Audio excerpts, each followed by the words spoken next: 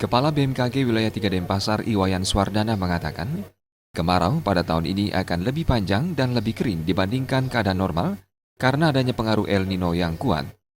El Nino merupakan keadaan di mana berkurangnya jumlah hujan yang terjadi pada suatu daerah, sehingga daerah tersebut menjadi kering.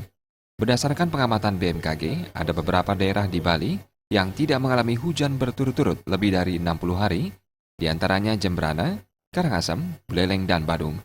Selain itu, daerah-daerah tersebut juga memiliki ketersediaan air tanah yang kurang. Kondisi tersebut dikhawatirkan memicu munculnya titik panas, seperti yang terjadi di Sumatera dan Kalimantan.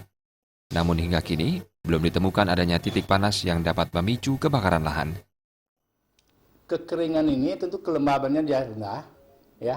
Sudah itu dipicu oleh angin timuran yang juga sifatnya kering.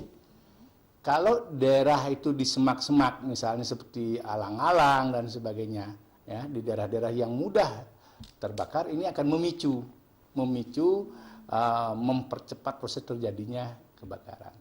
Tetapi di Bali saya lihat untuk tahun ini walaupun cuacanya ekstrim, tidak terlalu banyak tidak kita ada monitor hotspotnya. Jadi titik api kita tidak monitor di Bali, tidak ada yang itu. Mungkin ada kebakaran kecil-kecil ya, sifatnya mungkin ada alang-alang di semak-semak itu.